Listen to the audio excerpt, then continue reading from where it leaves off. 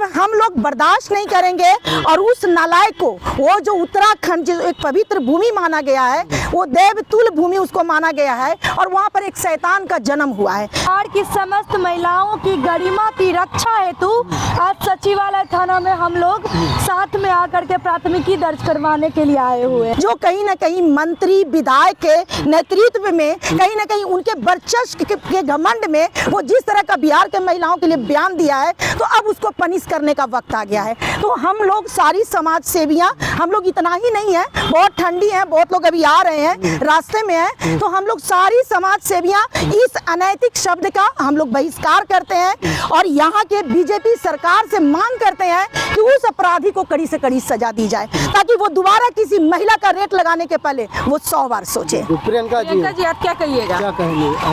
अभी हम पटना सचिवालय थाना आए हुए हैं, प्राथमिकी दर्ज करने के लिए आए हुए हैं। देख लीजिए, प्राथमिकी दर्ज करने आए हैं। प्राथमिकी मैं आपको बता दूं कि मैं प्राथमिकी दर्ज करने अपने सम्मान एवं बिहार की समस्त महिलाओं की गरिमा की रक्षा हेतु आज सचिवालय थाना में हम लोग साथ में आकर के प्राथमिकी दर्ज करवाने के लिए आए हुए हैं। आप देखे ही होंगे कि सोशल मीडिया या समाचार चैनल के माध्यम से एक वीडियो जो काफ़ी तेज़ी से वायरल हो रही है, जिसमें आपको मैं बता दूं कि उत्तराखंड के भाजपा महिला मंत्री के नालायक उच्च मानसिकता को दर्शाते हुए वाला जो पति जी हैं, उन्होंने हमारी बिहार की तमाम महिलाओं के ऊपर आपत्तिजनक बयान जो दिए हैं, इससे कहीं ना कहीं हमारी बिहार की महिलाओं को वस्तुओं के रूप में, सौदा के रूप में शब्दों का इस्तेमाल किए हैं।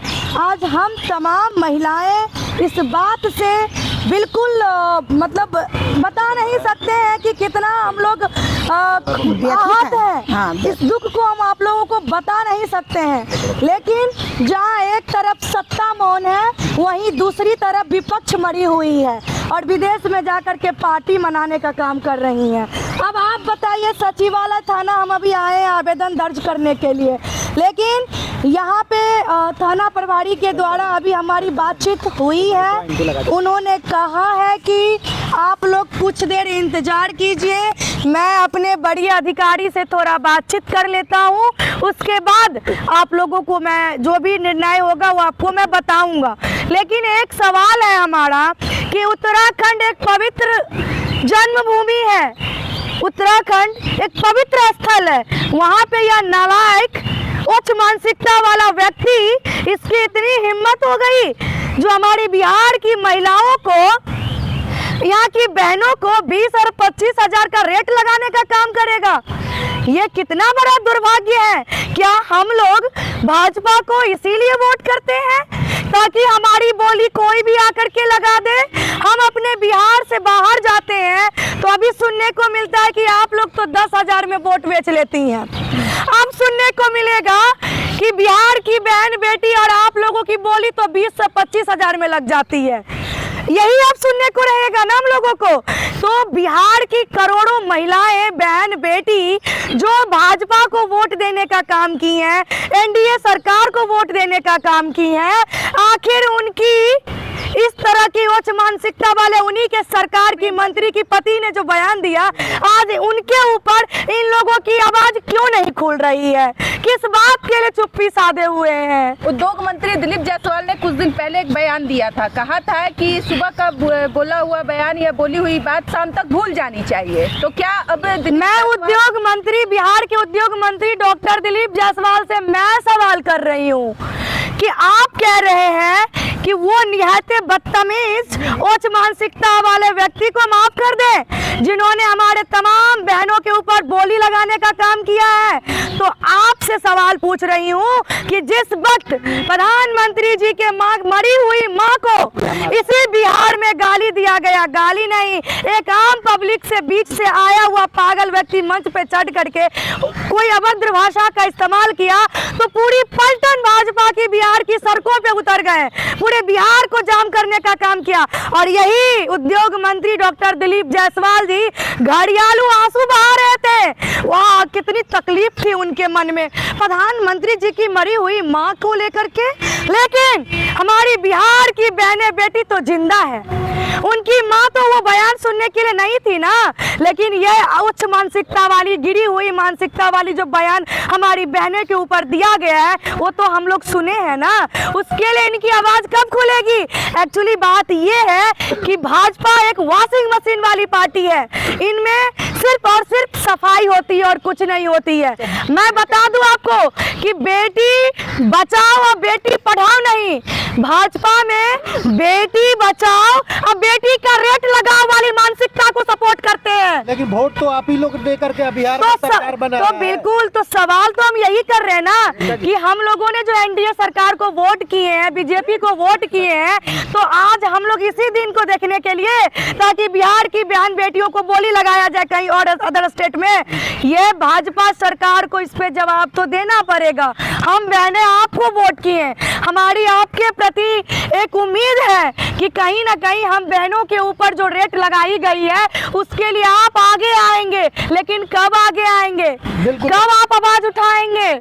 इसीलिए हम प्राथमिकी दर्ज करवाने पटना सचिवालय थाना पहुंचे हैं। सचिवालय थाना में भी आप हैं, अगर आपकी एफआईआर दर्ज नहीं कर ली जाती है तो फिर आप क्या करेंगे आगे? हम लोग कानून का सहारा लेंगे, हम लोग वरीय पदाधिकारी से मिलने का काम करेंगे, मेल के माध्यम से भेजेंगे, पोस्ट ऑफिस के माध्यम से भेजेंगे। लेकिन हम उत्तराखंड के मंत्री, जो भाजपा के मंत्री के पति जी हैं, नालायक पति, उसके ऊपर तो त्वरित कार्रवाई करवा के रहेंगे, क्योंकि ये बिहार की महिलाओं की, करोड़ों महिलाओं की आत्मसम्मान की बात है। प्रियंका जी, अब जो है सवाल मशीन है और दूसरी तरफ कर रही है कि कार्रवाई होगा भी, तो क्या लग रहा है कि भाजपा एनडीए का सरकार बिहार में भी है और केंद्र में भी भाजपा है, तो कार्रवाई होगा? अब आप बताइए, अगर कार्रवाई नहीं होती है, अगर ये लोग हमको बलगलाने का काम करेंगे कि मामला उत्तराखंड का है तो उत्तराखंड जाइए, या जहां का मामला है वहां जाइए, तो जब इसी बिहार के तेजस्वी यादव जी अमित शाह जी के लिए बयान दिए थे तो गुजरात में केस हो गया था, राहुल गांधी जी जब बयान दिए थे तो बिहार में केस हो गया था। तो फिर ऐसे बदतमीज नालायक पति जो है मंत्री जी के, जो खुद महिला है और दूसरी महिला के बारे में इस तरह से बयान दिए हैं, तो उसके ऊपर केस बिहार में किसी भी थाना में क्यों नहीं हो सकती है? हम लोग बस इंतजार कर रहे हैं, क्योंकि थाना प्रभारी सर से हमारी बात हुई है, हमारे जो लीगल एडवाइजर हैं शिवनंदन भारती सर, उनके माध्यम से भी बातचीत हुई है थाना प्रभारी सर से।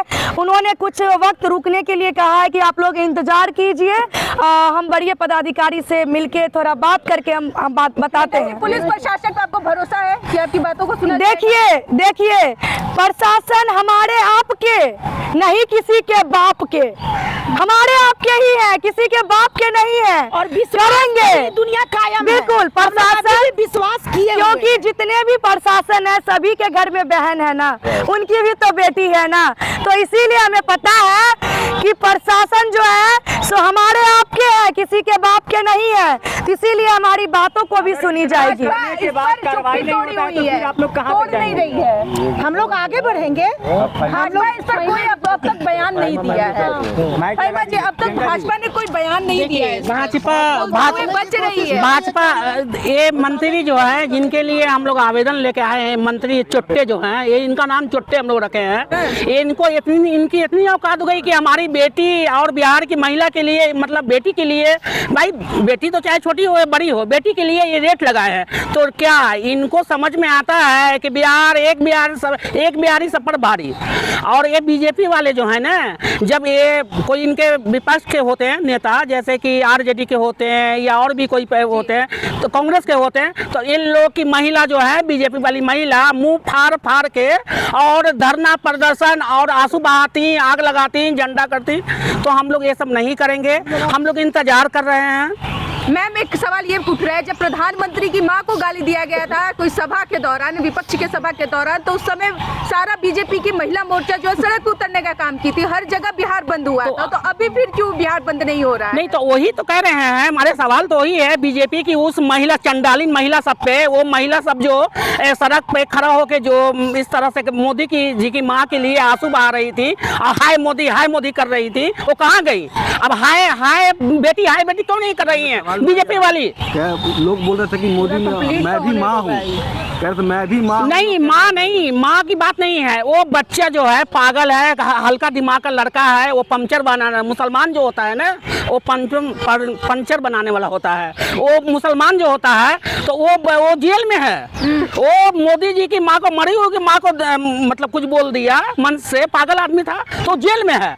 और वो जो बीजेपी की जो नेत्री जो है, जो कहती है कि संभाल रही है महिला सशक्तिकरण, महिला पर बात करती हूँ, नहीं वो महिला का ब्लैकमेल करती है। वो महिला के लिए हमको लगता है कि महिला का सौदा करती है, अपने पति से करवाती है। हम कोई नेता इस पे माइक लगाने पे कोई बोल नहीं ना बोलेगा, नेता सब कहेंगे मुद्दे, हम भी सुन रहे हैं, नेता बोले इसका मुद्दे नहीं है। यही सवाल है बीजेपी से, यही सवाल है गिरधारी लाल को बिहार बुलाया जाए और हमारी बेटी का माननीय प्रधानमंत्री के मां के ऊपर आरोप लगाने पर उसको जेल की सजा मिली है, उसी तरह बिहार की महिलाओं का रेट लगाने पर इसको भी जेल की सजा होनी चाहिए। जिस तरह से मां का सम्मान किया जाता है उसी तरह से बिहार की मां और बहनों का भी सम्मान होगा, बेटियों का भी सम्मान होगा। क्या नहीं होगा? हम लोग मांग करेंगे। अभी ये आवेदन आरंभ है, इसका अंत कैसे हम लोग करेंगे ये सरकार देखेंगे, क्योंकि अब हम महिलाएं घर से बाहर निकल गए हैं। अपने इज्जत और अपने सम्मान के लिए अब हम लोग अधिकार से लड़ेंगे। और जिस तरह से लगातार टॉर्चर किया जाता है, कभी भाषा को लेकर, कभी कुछ देखिए अगर आपको अदर स्टेट में चुनाव लड़नी है और जीतना है भाजपा को, तो सबसे इजी टारगेट होता है बिहार और बिहार के लोगों को गाली दे देना। अदर स्टेट का ये नियम है, अगर आपको चुनाव जीतनी है तो बिहार और बिहार के लोगों को गाली दे दीजिए, भाजपा चुनाव जीत जाती है। उसका यह हथकंडा है। और मेरा ये कहना है कि बिहार के नेता जितने भी विपक्षी हो चाहे पक्षी हो, बिहार के नेता चूड़ी पहन लिए हैं, अपने बिहार के माँ बहन बेटियों का गाली सुन के खामोश है, तो बिहार की महिलाएं हम लोग बाहर निकलेंगे और सारे बिहार की महिलाओं का सम्मान का रक्षा करेंगे और जहाँ तक हम लोग को पहुँचना पड़ेगा वहाँ तक पहुँचेंगे।